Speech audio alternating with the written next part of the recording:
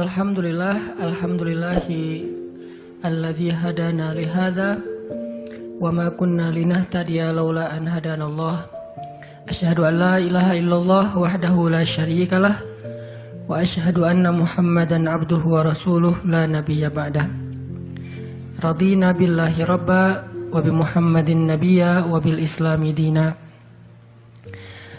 Teman-teman yang dirahmati Allah Subhanahu wa taala, kita malam ini bahas tentang keep happy.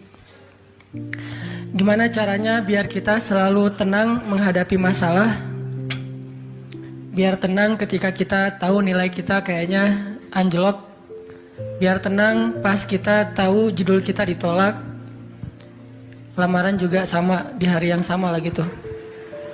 Pagi judul ditolak, malam lamaran ditolak. Selama Allah nggak nolak kita kan masih aman nih, karena apa yang di sisi Allah lebih baik. Gimana caranya kita biar nggak panikan ketika ada masalah? Walaupun sedih, itu fitrah manusia sedih. Cuman ada yang sedihnya wajar, ada yang sedihnya sampai berlarut-larut atau putus asa. Bentuk keputusasaannya macam-macam. Ada yang putus asa dengan bunuh diri, loncat dari jembatan, ternyata nggak meninggal, gagal bunuh diri gitu kan. Ada yang putus asanya dengan cara ngelakuin perbuatan dosa, kayak mencuri atau udahlah saya mah nggak mau peduli lagi dengan hal haram, yang penting saya ambil aja semua proyek gitu. Nah, ini putus asa. Ada yang putus asa dengan nggak mau lagi bertaubat. Dia ngerasa aduh kayaknya saya nggak pernah nasuhan nih taubatnya, taubat ulangi lagi, taubat ulangi lagi. Kenapa kita berputus asa minta ampun ke Allah, padahal Allah nggak pernah putus asa mengampuni kita? Kan aneh nih. Allah tuh nggak pernah putus asa ngampuni kita, nggak pernah bosan menerima taubat kita. Allah nggak pernah bilang lo datang ntar pasti besok buat lagi, enggak. Padahal Allah maha tahu kita mungkin besok masih ngelakuin dosa yang sama. Asal kita datang, Allah langsung terima.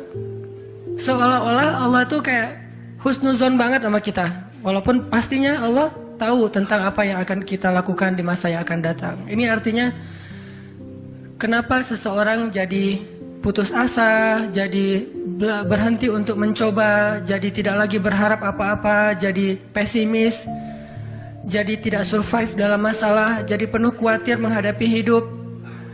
Ada masalah dikit kayaknya udah kiamat dunia, padahal kuota habis doang nih. Langsung, aduh kuota habis jam 11 malam. Biasanya kan jam 11 itu jam chatting tuh sampai jam 1. Atau jam 11 malam kuota habis, padahal tadinya pengen ngebangunin dia. Iya dia gitu kan.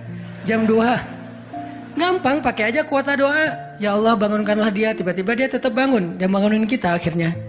Ini bisa aja terjadi. Yang jelas, gimana sih cara biar kita keep happy, tetap bahagia walaupun gak bisa jalan-jalan jauh. Tadinya pengen jalan sama teman-teman, ternyata duitnya gak cukup. Kita lihat teman-teman kerjanya traveling aja.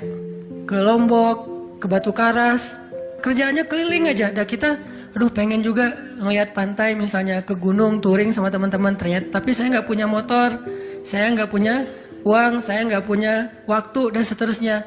Bisa nggak kita tetap bahagia seperti mereka, walaupun nggak ngerasain pengalaman-pengalaman asik seperti yang mereka rasain? Gimana caranya biar ketika kita sujud itu sama nyamannya dengan ketika kita tidur di atas pangkuan istri? Belum ya? Gak tahu sih rasanya. Pokoknya tuh keren banget loh. Salah satu yang bikin saya kalau gak bisa tidur itu, tipsnya adalah tidur di atas pangkuan istri. Langsung tidur. Cuman masalahnya susah bangun. Nah ini nih, gimana caranya kalau kita sujud rasanya senyaman itu?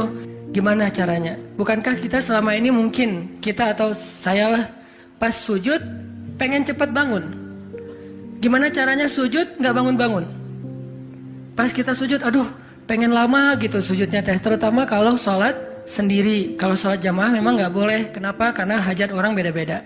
Nabi kalau sholat jamaah mah standar-standar aja. Tapi giliran sholat sendiri, itu sampai orang kewalahan ngikutin Nabi. Dan itu bukan cuma Nabi, sahabat juga kayak gitu. Siti Aisyah, istri Nabi itu. Siti Aisyah itu pernah sholat duha kurang lebih 4 jam Itu cuma baca satu ayat doang loh. Famanallahu alaina wa waqana adzabas samum. Dia baca sendiri, agak keras karena dia di dalam rumah sendiri. Lewat seorang sahabat, lewatin rumah Aisyah mau ke pasar, mendengar oh Aisyah lagi sholat. Famanallahu alaina wa waqana adzabas samum. Nangis. Akhirnya sahabat ini pergi ke pasar. Dia belanja segala macam, balik lewat lagi rumah Aisyah. Setelah kurang lebih 2 jam, pas dia lewat lagi rumah Aisyah, dia masih mendengar Aisyah membaca kalimat Famanallahu alaina wa waqana adzabas samum. Nangis lagi. Jadi 1 rakaat dengan 1 ayat itu bisa 2 jam, 3 jam yang dilakukan oleh para sahabat. Kenapa kok betah banget? Sama kayak kita betah banget nonton film, betah banget dengerin musik kesukaan kita, diulang-ulang lagu yang sama kan ya. Mungkin 1 lagu itu durasinya sebutlah 2,5 menit, 2,5 menit. Tapi diulang-ulang bisa sampai setengah jam mendengar lagu yang sama. Bukan 1 album, 1 lagu. Kenapa kita betah? Nah gimana caranya? Kita juga dapat kebetahan kayak gitu ketika dengerin bacaan Al-Quran, ketika kita membaca Al-Quran sendiri, ketika kita sholat. Sampai ada istri Nabi sholat sambil ngikat badannya di dinding.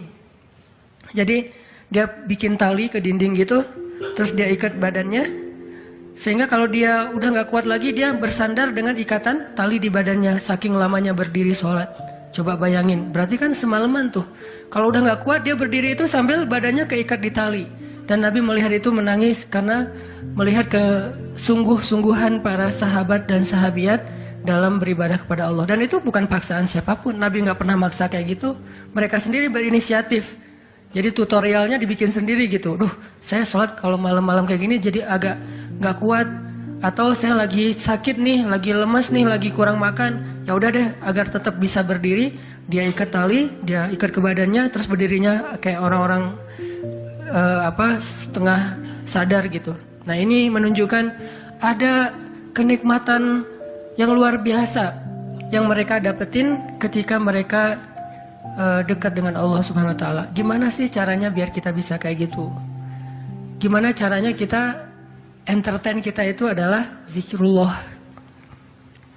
Boleh-boleh aja kita entertainnya nonton film, dengerin musik-musik yang positif.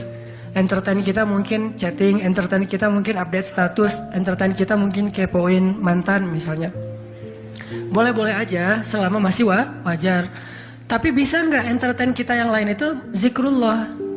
Dengan mengingat Allah kita jadi terhibur gitu. Dan itu entertain luar biasa pahalanya. Gimana caranya? Ini yang kita pengen belajar malam ini, sehingga kita bisa tetap happy walaupun dalam keadaan tadi akhir bulan, dalam keadaan habis diputusin, dalam keadaan ditolak, dalam keadaan bingung, galau, segala macam termasuk habis pulsa. Tetap bisa happy. Pas telepon, pulsa Anda tidak mencukupi. Masya Allah, gitu. Senyum gitu ya. Bukan, mana nih apa panik, biasa aja. Nah ini kita perlu belajar. Saya juga merasa butuh mempelajari lagi gimana caranya biar bisa ngerasain itu. Dan nasihatnya bukan dari saya. Karena saya juga masih belajar, belum istiqomah amat nih. Tapi nasihatnya dari para ulama yang diambil dari ayat Al-Quran dan hadis-hadis Rasulullah SAW. Nah sebelumnya coba kita perhatiin dulu kisah tentang ketenangan dengan mengingat Allah tuh kayak gimana. Salah satunya ada di surat At-Taubah yang terkenal. A'udzu billahi minasy syaithanir rajim. Illa tansuruhu faqad nasarahu Allah. إذ أخرجه الذين كفروا ثاني اثنين إذ هما في الغار إذ يقول لصاحبه لا تحزن إن الله معنا فأنزل الله سكينته عليه وأيده بجنود لم تروها وَجَعَلَ كَلِمَةَ الَّذِينَ كَفَرُوا السُّفْلَى وَكَلِمَةُ اللَّهِ هِيَ الْعُلْيَا وَاللَّهُ عَزِيزٌ حَكِيمٌ. Kalau kalian tidak menolongnya, maka sungguh Allah akan menolongnya. Seperti ketika orang-orang kafir mengeluarkan dia dari kota Mekah pada saat dia menjadi salah satu di antara dua orang yang berdiam di dalam gua, yaitu Gua Thur. Ketika ia berkata kepada sahabatnya, yaitu Abu Bakar, dia di sini siapa?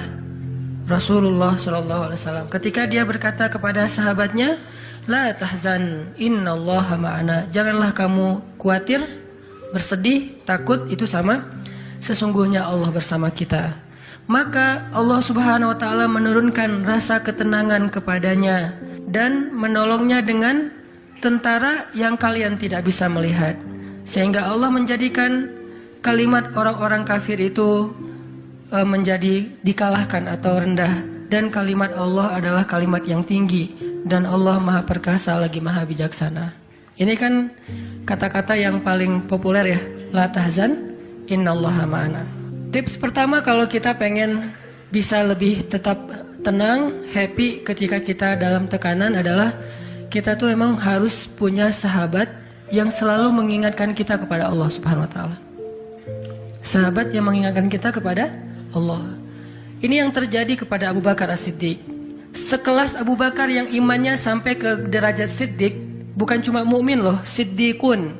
Kan ada mukmin, ada muttaqin, ada siddiqin. Ini udah derajatnya siddiq. Arti siddiq itu udah nggak ada lagi keraguan di hatinya, udah nggak ada lagi masalah sedikit pun. Ketika orang-orang ragu, Abu Bakar tetap yakin. Salah satu kasusnya pas Nabi pulang Isra Mi'raj.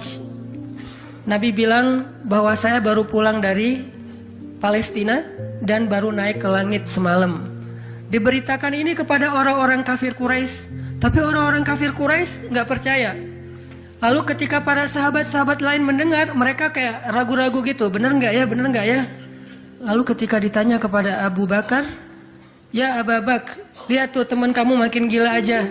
Emangnya kenapa, kata Abu Bakar? Dia ngaku-ngaku baru pulang dari dari Palestina. Dia ngaku-ngaku baru pulang dari langit. Katanya Isra dan Mi'raj semalaman, dalam waktu 1 malam. Lalu Abu Bakar bertanya, siapa yang bicara kayak gitu? Dia atau kalian? Kata mereka, Muhammad yang ngomong kayak gitu langsung kepada kami. Kata Abu Bakar, kalau Muhammad yang ngomong kayak gitu, maka benar. Dia nggak mau tanya gimana caranya, berapa lama waktunya, kapan, siapa yang membawa dia. Nggak nanya apapun. Kalau Muhammad yang ngomong, maka itu benar. Ini artinya siddiq, nggak banyak tanya, percaya banget.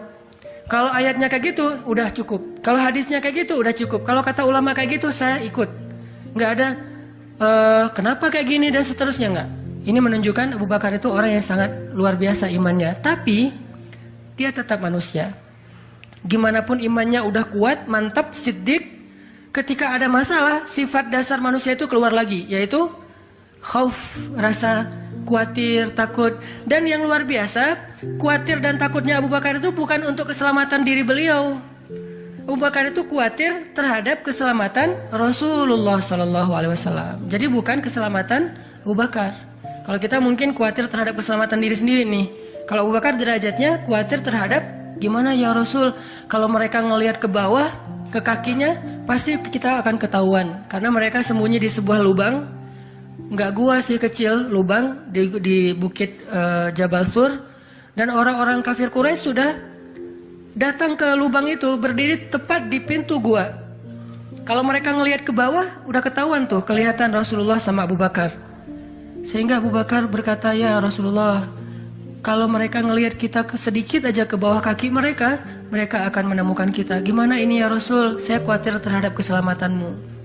Apa kata Nabi? Ya Abu Bakar, ma dhannuka bisnain Allahu salisuhuma.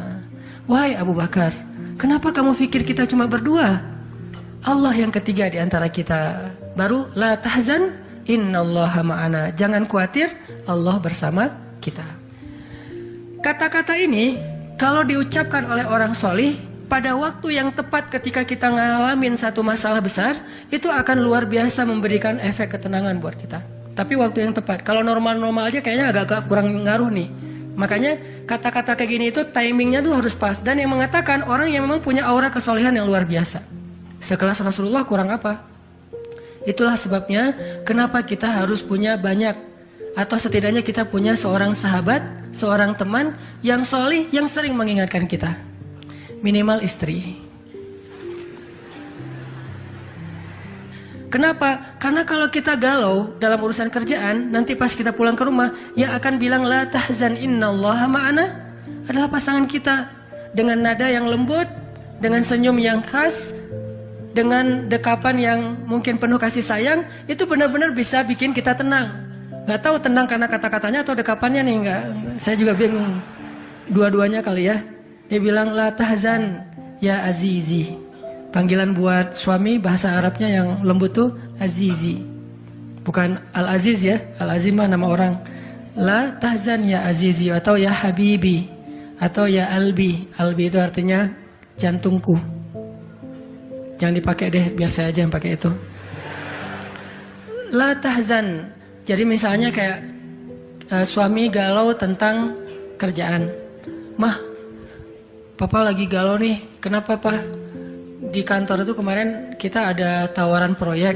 Cuman proyeknya kayaknya cara untuk ngedapetin proyek itu cara-caranya tuh agak-agak kurang baik gitu. Ada suap segala macam. Tapi itu proyeknya untung besar loh, Mah. Nah, kalau kita nggak suap, kita nggak akan dapat proyek itu. Ini gimana nih, Mah? Diambil nggak? Kan galau nih, udah istikharah belum mantap nih hatinya. Istrinya yang bilang, Papa, Allah yang kasih kita rezeki. Kalau Papa ninggalin sesuatu karena Allah, Allah akan ganti dengan yang lebih baik. Pasti dari booster ya, Mah. Nyontek gitu ya. Nah, kalau dia ngomong kayak gitu kan jadi mantep nih. Kayak saya juga pernah ngerasain lagi kayak sedih gitu, lagi galau karena satu urusan. Istri mengatakan, udah serahin aja sama Allah. Kan jadi mantap kan hatinya. Hal-hal yang kayak gini nih. Kalau belum punya pasangan, temen. Sehingga Nabi mengatakan, Al-mar'u ala dini khalilih. Seseorang itu bergantung loh kepada tingkat kesolehan temannya. Kalau temannya soleh, insya Allah dia akan terjaga oleh teman itu ketika dinasihati, diingatkan. Saya aja ngerasa banget yang kayak gitu. Ada masa-masa ketika saya kayak futur. Futur itu teman-teman artinya lagi lemah imannya. Mungkin banyak lalai, banyak main, sedikit manfaat. Walaupun ada juga banyak main, banyak manfaat. Itu mah tagline entah siapa akunnya gitu. Lagi futur nih ya, lagi futur. Lemah, ngerasa bangun tahajud kayak susah gitu. Ke masjid males, zikir gak khusyuk, tilawah Al-Quran gampang ngantuk. Jalan sama seorang teman saya yang dia bukan ustadz sama sekali. Bahkan dia ngakunya belajar ke saya. Gak tahu benar apa enggak. Yang sejatinya mungkin saya belajar ke dia. Lagi jalan, setelin tilawah Al-Quran. Yang baca saya lagi tuh. CD tilawah Al-Quran saya. Saya kan gak pernah mendengar CD sendiri. Pas diputarin itu siapa? Lah itu ustadz. Oh ya. Baca surat Al-Mulk. Tabarakalladzi biyadihil mulku wa huwa ala kulli syai'in qadir. Pas sampai di ayat-ayat tentang Jahannam, tentang neraka, tentang apa? Walaqad zayyana sama ad-dunya bimasabih dan seterusnya, dia nangis. Dia nyetir nih, dia nangis. Saya ketika ngelihat dia nangis, saya dapat hidayah. Jadi saya dapat hidayah bukan hanya dengan mendengar bacaan itu, tetapi karena dikondisikan oleh seorang teman, saya ngerasa, duh, Masya Allah ya, dia yang dengerin bacaan saya bisa nangis. Saya dengerin diri saya sendiri, nggak nangis. Kan ada masalah nih. Akhirnya saya jadi insaf. Insaf itu kemudian istighfar, astagfirullah ya Allah, saya kayak ada masalah nih. Mulai belajar dari dia, Pak, gimana sih kok bisa kayak gitu? Ustadz kan lebih tahu ilmunya mungkin, tapi kalau pengalamannya Bapak pasti lebih tahu. Rahasianya apa? Ternyata rahasianya emang dia orang yang nggak pernah dengar yang lain selain mendengar bacaan Al-Quran. Jadi buat dia bacaan Al-Quran itu benar-benar entertain buat dia. Oh, berarti kita harus lebih banyakin lagi dengerin Al-Quran. Kalau kita dengar musik sekali, berarti dengar Qurannya 3 kali harusnya. Baru masih agak-agak proporsional nih. Sehingga gampang kesentuh, hatinya itu mudah. Tapi pelajarannya tetap teman yang ngebawa kita kepada sesuatu. Ternyata triknya, pertama, mengingat Allah itu kan bukan cuma menyebutkan Allah. Tapi ketika kita sedang dalam keadaan bingung, khawatir, galau, sedih, tertekan, panik, tiba-tiba teman kita mengingatkan kita kepada Allah dengan bahasa yang sederhana. Kalau bahasa sederhananya Al-Quran, la tahzan, innallaha ma'ana. Dan itu boleh diterjemahin ke bahasa yang lebih sederhana versi kita. Karena itu bahasa Al-Quran yang mungkin buat sebagian orang nggak dapat nih, karena mungkin nggak paham bahasa Arab. Jadi kalau teman kita lagi sedih jangan bilang, la tahzan dong, innallaha ma'ana. Apaan tuh lu baca Quran gitu ya? Nggak ngerti kan dia? Kita bisa terjemahin, udah tenang aja, Allah yang bantu. Tenang aja, Allah yang beresin. Tenang aja, serahin aja kepada Allah. Allah itu sebaik-baik kita nyerahin sesuatu. Ngomong kayak gitu tuh kena. Kalau timingnya pas kita lagi ngalamin satu masalah. Terutama masalah-masalah kayak masalah rezeki itu paling bikin kita sering panik, kehilangan sesuatu, ditipu orang, segala macam. Kita bilang, udah nggak apa-apa, nanti Allah ganti yang dengan yang lebih baik. Allah yang ganti gitu. Allah yang ganti. Tenang tuh jadinya. Karena kita sedang mengetuk kembali imannya di saat dia sedang butuh-butuhnya iman itu. Dan itu butuh teman yang bisa mengingatkan kita. Sehingga Nabi bilang, ciri-ciri teman yang baik itu adalah kalau kita ketemu dia bikin kita sering ingat Allah. Dia bikin kita sering ingat Allah. Coba teman-teman renungkan nih, coba dihitung-hitung. Kita kalau ketemu teman ngomongin dunia berapa sering? Terus ngomongin Allah berapa sering? Kan jarang banget kita ketemu teman ngomongin tentang Allah kan? Dan kayaknya nggak tahu juga bahannya mau ngomongin apa tentang Allah. Kita ngomongin tentang Allah yuk. Ngomongin tentang Allah, apaan tuh? Kan bingung dia tuh. Maksud lo qul huwallahu ahad gitu. Atau ayat kursi. Berarti kita belum terbiasa bicara tentang Allah. Nah ini yang harus kita coba latih pelan-pelan nih. Kita lihai banget nih. Bisa smooth banget masuk ke tema tentang dunia. Bisa ganti-ganti topik. Dan semuanya tentang dunia. Tentang kuliner, tentang kerjaan, tentang jodoh, tentang kuliah, tentang pendidikan, tentang apapun. Tentang teman. Bisa dengan mudah dan seru gitu ngomongin tentang dunia teh. Dan itu bukan sesuatu yang dilarang memang. Cuman kok nggak seimbang kita ngomongin tentang Allah Subhanahu Wa Taala?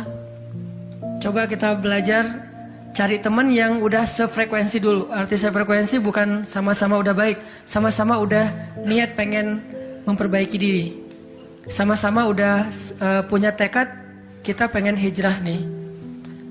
Lagi-lagi bukan merasa diri kita lebih baik dari orang lain, tapi yang udah sefaham supaya nggak banyak perdebatan. Ajak dia ngobrol tentang Allah pelan-pelan dan secara bertahap, gak bisa langsung ngejos. Gak bisa langsung, coba lo sebutin rububiyah, asma Allah yang 99 apa aja. Itu mah cerdas cermat ya. Tapi kita ngomongin Allah tuh baik banget loh, kemarin gini. Allah aja yang diomongin. Sehari minimal kita ngomongin Allah itu sekali deh. Dan sekali itu jadi obrolan, bukan cuma mention doang ya, tapi obrolan gitu. Jadi diskusi sekali aja sehari dan nggak harus lama, mungkin cuma 5 menit.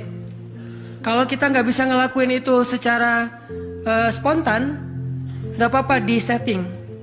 Kita ketemu sama teman kita bikin kayak program gitu. Kita kalau ketemu pokoknya harus sekali sehari ngomongin tentang kebesaran Allah. Coba digituin. Makin sering itu makin akan nanemin satu belief faith di dalam hati kita. Sehingga ketika nanti kita ada masalah diketuk rasa iman itu cepat baliknya.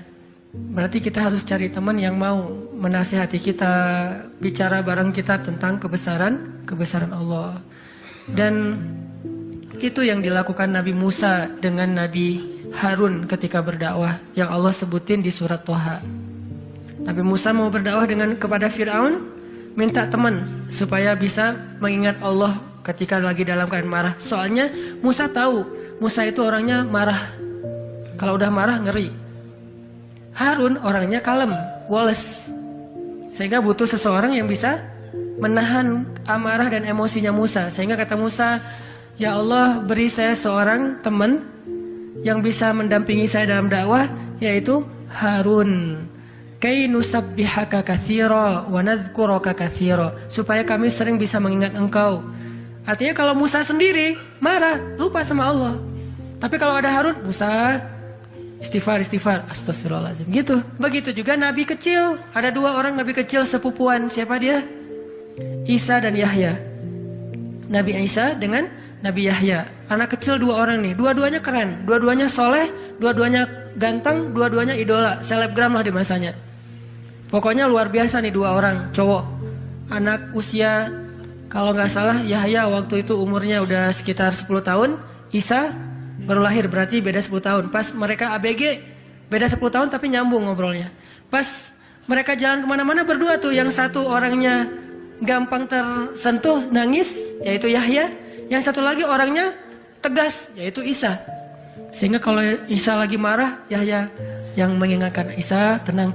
Akhirnya tenang. Pas Yahya terlalu kayak baper gitu, aduh kasihan. Yahya itu kan orangnya kasihan, gampang kasihan, sehingga jadi agak-agak kurang tegas. Kata Isa, nggak bisa gitu dong. Akhirnya diingatkan. Nah ini pentingnya teman. Nabi aja butuh teman. Kalau kita mau kepo dikit nih, kenapa sih Rasulullah memilih Abu Bakar untuk nemenin hijrah? Kenapa nggak Umar gitu, supaya aman? Hijrah bareng Umar, siapa yang berani ngejar coba? Umar berdiri depan Ka'bah. Ya ayuhan nas, ya ma'syara Quraisy. Wahai manusia, wahai orang Quraisy, fa'lamu anni muhajir. Ketahuilah saya pengen hijrah, kata Umar. Siapa yang pengen istrinya jadi janda, anaknya jadi yatim, tunggu saya di balik bukit itu. Ada yang berani?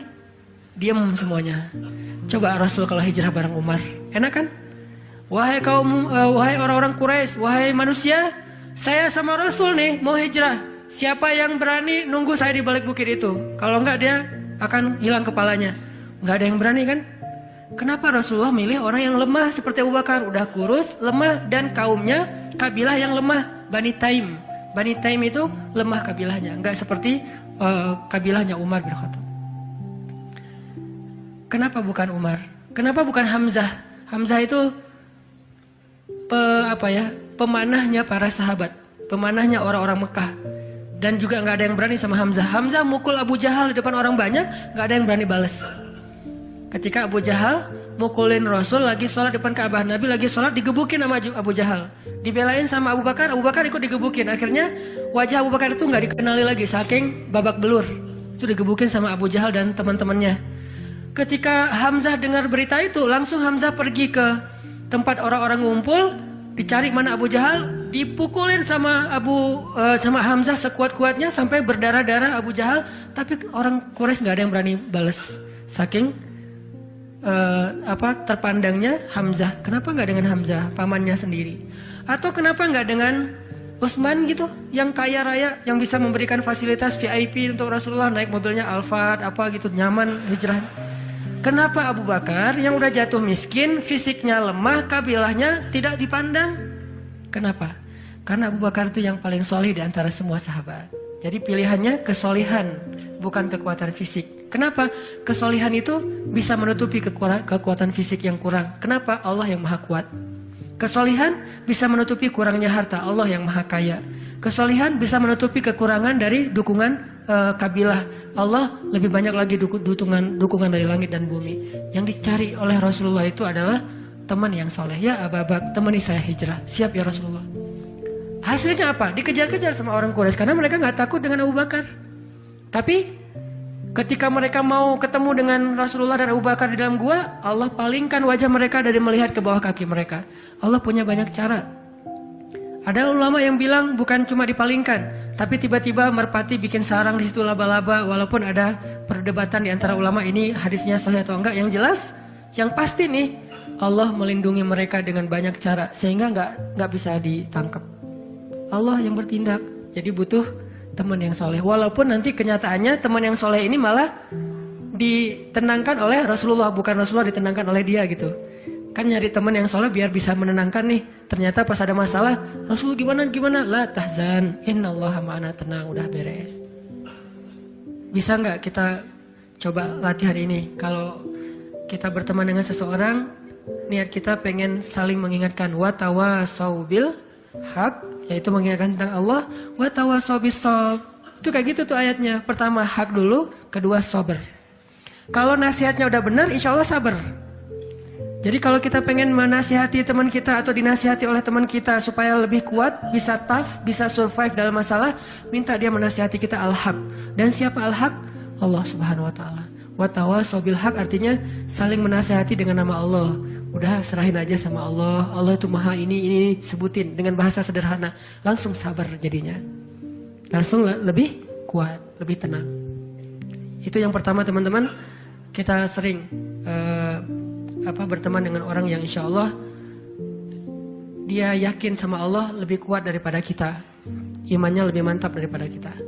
Yang kedua, gimana caranya biar kalau kita menyebut nama Allah, kalau kita sholat, kalau kita berzikir itu jadi lebih tenang gitu, lebih happy. Karena sebetulnya orang mukmin itu bahagianya itu ada di dalam hati. Kalau bahasa Ibnu Taimiyah, surgaku itu di sini. Surga orang mukmin itu di hati. Surga kita itu bukan rumah, surga kita itu bukan mobil, surga kita itu bukan pekerjaan, surga kita itu bukan tempat jalan-jalan, tapi semua itu kebaikan, kesenangan. Cuman surga kita ada di sini. Dan ini kita bawa kemana-mana. Jadi nggak susah menemukan surga teh. Aduh, bete nih kenapa nggak bisa jalan? Bete nih kenapa nggak bisa nonton? Bete nih kenapa nggak bisa nyaman di rumah? Bete nih kenapa? Gampang bete karena surga kita bertempat di sesuatu tempat yang sulit untuk kita jangkau. Harusnya itu jadi hiburan buat kita, bukan surga. Sedangkan surga memang adanya di hati. Ada masalah, Allah lebih kuasa, makhluk tidak kuasa. Ada masalah, kita bilang Allah maha besar, masalah saya kecil dibandingkan Allah. Kalau dibandingkan kita, mungkin kita lebih kecil daripada masalah. Tapi dibandingkan Allah kita, Allah lebih besar. Allahu Akbar. Kita belajar Allah yang maha memelihara. Kita kan dipelihara Allah, terus ngapain kita khawatir? Kalau gitu nggak usah ikhtiar, Ustaz. Ikhtiar, tapi jangan libatkan hati. Ikhtiar itu pakai tangan, pakai kaki, pakai tenaga fisik. Hati nggak perlu berikhtiar. Hati itu bertawakal. Fisik kita berikhtiar, hati kita bertawakal. Jangan sampai hati kita ikut ikhtiar, ini bahaya nih. Kalau hati kita ikut ikhtiar, berarti kita lebih percaya kepada makhluk daripada Allah. Nanti akan mentok, kalau udah mentok putus asa, itu penyebabnya. Gara-gara hatinya baper dengan ikhtiar. Ketika jalan-jalan ikhtiar itu tertutup, hati kita jadi give up. Nyerah aja deh. Sedangkan kalau hati kita nggak ikhtiar, dia cuma tawakal. Jalan tertutup, dia masih bilang, Allah maha kuasa. Ala kulli syai'in qadir. Segala sesuatu Allah maha bisa. Nggak mungkin nggak bisa. Tetap. Makanya jangan ikhtiar pakai hati. Ikhtiar pakai tenaga. Hati tawakal babnya. Sehingga tawakal itu amal hati. Ikhtiar itu amal fisik. Kan dalam Islam itu ada amal batin, ada amal zahir ya.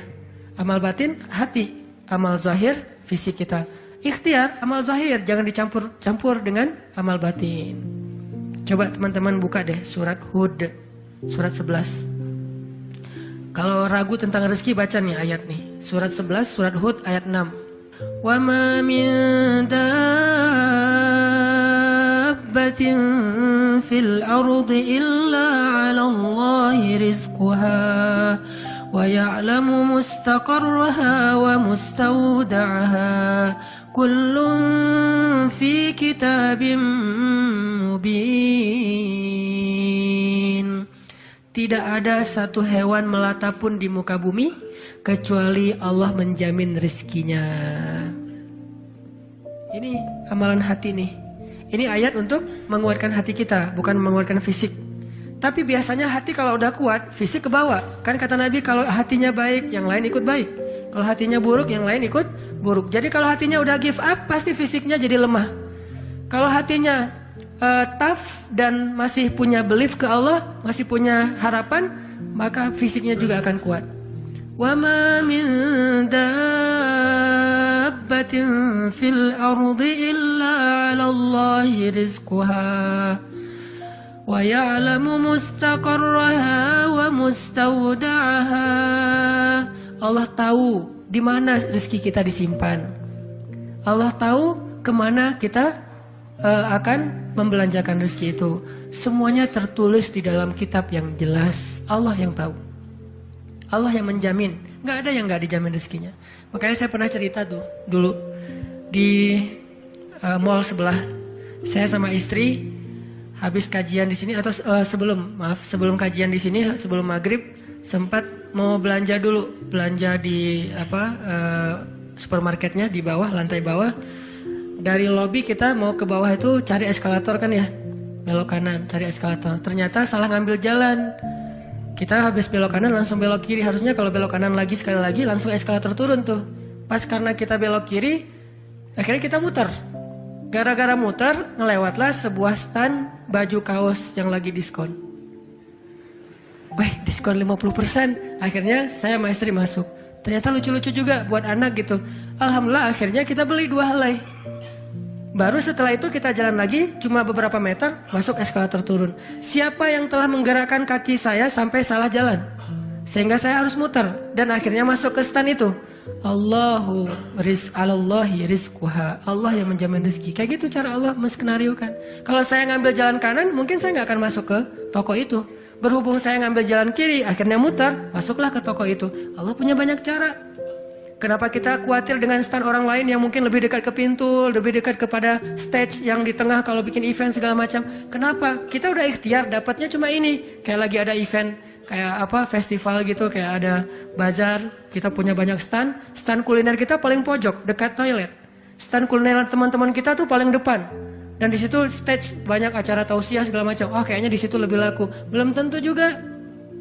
Bisa jadi pada waktu itu banyak orang yang sakit perut atau apa akhirnya ya lewat. Aduh, ini kayak seru juga nih di sini nih, makan di sini. Gak usah jauh-jauh sambil nunggu makan.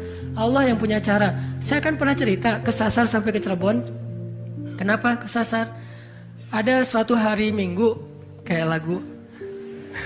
Satu hari Minggu. Ada satu hari Minggu nih.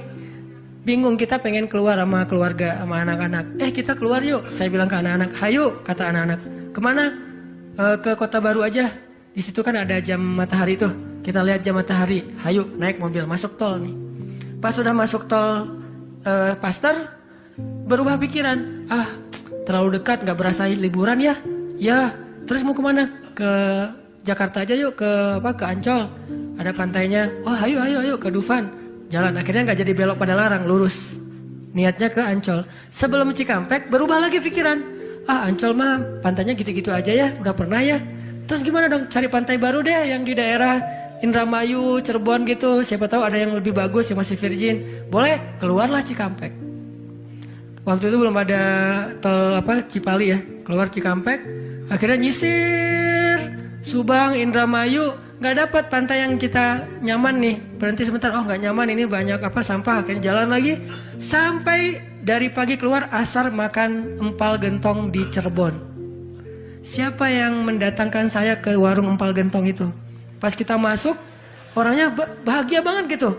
Kelihatan kalau dari pagi itu belum ada yang datang, belum ada pelanggan, sepi warungnya. Karena tempat parkirnya agak nyaman, langsung parkir di situ, makan empal gentong dan ternyata enak, kita bungkus. Orangnya tuh, alhamdulillah nih datang dari pagi belum ada yang datang, senang gitu. Dan saya bilang, Pak, tahu nggak saya dari mana? Dari mana? Dari Bandung. Mau kemana emang? Nggak kemana-mana. Muter. Jadi kita cuman dari Bandung cuma pengen makan empal gentong di Cirebon ujung-ujungnya. Pulang sampai ke Bandung jam 10 malam, macet lagi tuh di Sumedang karena ada perbaikan jalan. Cuma pengen makan empal gentong, ngasih rezeki ke orang di Cirebon. Kayak gitu banget tuh caranya tuh, coba lihat. Cara Allah. Oh, yakin nih sama Allah. Allah bisa banget ngedatangin. Kalau ini terjadi kepada orang lain, berarti kalau saya cari rezeki bisa juga caranya kayak gitu. Allah kan punya banyak cara. Cuman kadang-kadang atau seringnya kita nggak tahu cara itu, tahu hasilnya doang nih. Tiba-tiba dapat. Sesederhana itu kita berpikir, akhirnya sesederhana itulah syukur kita ke Allah. Kalau kita tahu gimana rumitnya rezeki itu datang ke kita, kita akan syukurnya lebih pasti tuh. Masya Allah ya, Allah ngedatangin rezeki ke saya tuh gitu-gitu amat, sampai ada orang yang kesasar sekeluarga, bingung gitu. Tapi kan dia, kalau saya nggak cerita, dia nggak akan tahu. Dia pikir cuma orang yang memang tinggal di Cirebon atau emang lagi jalan lewat kebetulan mampir. Artinya karena dia nggak tahu prosesnya, rasa syukurnya juga sederhana. Sama kayak kita nggak mensyukuri masakan istri kita kalau yang udah punya. Istri itu masak tuh rempong loh dari pagi, wah renteng sampai ganti lagi. Kita nggak tahu ya, mungkin istri kita baru belajar masak, gagal 2 kali loh. Itu yang ketiga tuh, nggak enak pula. Udah gagal 2 kali. Dan kita pikir cuma masak sayur gini doang mah, sayur bening mah gampang. Kita kan nggak tahu prosesnya, sehingga apresiasi kita juga ya segitu-gitu aja. Kalau kita tahu prosesnya, walaupun cuma sayur bening sama telur ceplok, kita akan peluk istri kita, mah makasih banyak ya, mama udah berkorban banget buat papa, mah hari ini makanan terenak sepanjang hidup papa loh mah. Kenapa ngomong gitu? Karena tahu prosesnya. Gitu juga kita ke Allah. Karena kita nggak tahu proses rezeki itu Allah setting sampai datang ke kantong kita. Kita kayak, ya alhamdulillah gitu doang. Tapi kalau kita tahu, Masya Allah, ya Allah, alhamdulillah atas semua nikmat yang kau berikan, puji-puji Allah. Artinya teman-teman, kalau galau tentang rezeki dari Allah, tentang pekerjaan, tentang kuliah, segala macam, termasuk tentang jodoh, coba baca ayat 6. Semua Allah yang jamin. Ini bab hati ya, lagi-lagi bab hati. Ikhtiar mah jalan aja terus, tapi hati Allahi rizquha, Allah yang menjamin. Itu baru jadi tenang nih mengingat Allah, tetap happy gimana-gimana juga. Dan ini ditaraddud, diulang-ulang. Coba diulang-ulang nih ayat nih. Jadikan salah satu ayat favorit. Kalau kita lagi galau, langsung baca ayat ini berulang-ulang sendiri kalau bisa. Baca dulu terjemahannya, hafal. Kalau udah hafal terjemahannya, tinggal baca ayatnya berulang-ulang. Sebelum tidur mungkin, kalau yang paling tenang, kalau khawatir nggak bangun tahajud, ya udah sebelum tidur baca.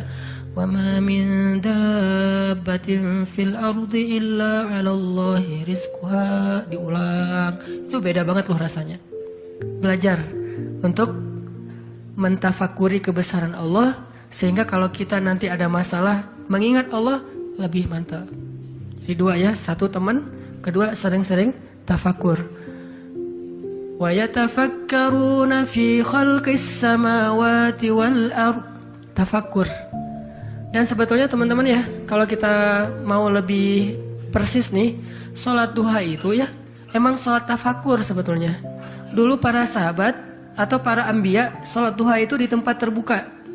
Di bukit, di kebun gitu. Sholat duha itu di tempat-tempat alam terbuka. Jadi benar-benar untuk tafakur alam. Sholat duha itu fungsinya untuk itu sebetulnya. Walaupun boleh banget dilakuin di dalam ruangan, di masjid, di rumah, di kantor.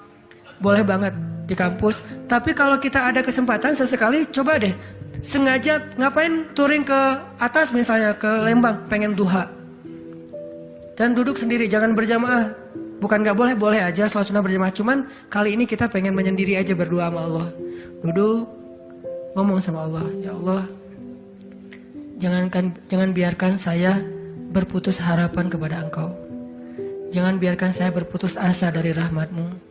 Bimbing hati saya, ya Allah, tolong saya dalam masalah ini. Engkau maha kuasa. Siapa lagi yang bisa nolong saya selain Engkau? Ngomong kayak gitu sama Allah, yang romantis, yang akrab gitu. Jangan sampai kita ngomong ke Allah tuh kayak orang gak kenal. Cuman copy paste, Rabbana atina fid dunya hasanah fil akhirati hasanah wa qina azabannar. Amin, dah kayak nggak kenal gitu. Ngomong sama Allah itu akrab, ngomong ya Allah, gimana nih? Saya ada masalah kayak gini, curhat sama Allah. Itu beda loh. Kalau itu kita coba praktekin, saya yakin asal sesuai dengan cara-cara tadi tuh, sendiri, alam terbuka, curhat sama Allah, ingat kebesaran-kebesaran Allah, insyaallah bizikrillah tatmainnul qulub, tenang banget tuh hati. Saya kadang-kadang mempraktekkan itu, walaupun nggak di alam terbuka banget, tapi minimal mencoba untuk menyendiri gitu. Rasulullah kalau lagi ada masalah sama keluarganya, menyendiri di masjid kan, duduk di mihrab, berzikir pada Allah, ya Allah, ya Allah, Engkau lah yang maha penyabar, saya tidak sabar. Terus curhat sama Allah, kayak anak pulang curhat sama ibu, gimana rasanya? Kan tenang kan? Kayak kita curhat sama teman, pasti beda. Cuma emang yang paling indah curhat sama ibu atau sama ibunya anak-anak. Itu beda banget tuh. Nah harusnya kita curhatnya ke Allah kayak gitu tuh. Tapi jangan bilang mah, tapi angkat tangan salah, bukan mah, ya Allah gitu. Allah dipanggil mah, jangan. Karena terlalu menjiwai pengen punya ya. Ustadanan mah ngebully wae. Tapi benar loh teman-teman, saya tuh membuktikan kata Allah setengah agama itu benar. Agama itu rasanya hati kita itu kayak belum sempurna sebelum ada Dia. Jadi gimana pun solehnya tuh kayak ada yang kurang gitu. Apa ya yang kurangnya di hati saya? Apa ya? Ternyata namanya belum tertulis, nggak jelas juga namanya siapa gitu. Kalau udah ada itu beda banget. Curhat, ngobrol, jalan. Dan kalau dia orangnya soleh, pas lagi galau dia yang langsung mengingatkan kita. Kalau perlu dia yang membangunkan kita. Tahajud berdua yuk. Hayu, tahajud berdua. Jangan panjang-panjang ya baca ayatnya. Ya siaplah. Kalau dia request kan siap ya, bacanya jangan panjang-panjang. Kalau teman-teman yang request, kalian mah juga baju hijrah aja udah kayak gitu. Lihat nih gua nih salat tahajud nih 15 juz. Luar biasa ya. Kalau istri biasanya lebih kasih sayang. Kasihan nih istri saya seharian capek nungguin sambil tidur-tiduran gitu. Nonton TV gitu, capek dia, kasihan seharian nonton TV teh. Itu teman-teman, mudah-mudahan kita bisa ngambil 2 trik tadi cara biar lebih tenang, happy. Kalau mengingat Allah, satu, memang butuh teman yang mengingatkan kita, bukan kita ingat sendiri. Yang kedua, banyak-banyak membaca, mentafakuri, mikirin tentang Allah itu emang maha kuasa. Salah satu materinya surat Hud ayat 6 tadi tuh. Makin kita yakin sama Allah, begitu kita ingat Allah, itu makin lebih ngaruh ke hati kita. Tapi kalau kita nyebut nama Allah nggak yakin, cuma insya Allah, ya Allah, subhanallah, masya Allah, nggak ngaruh, cuman zikir doang.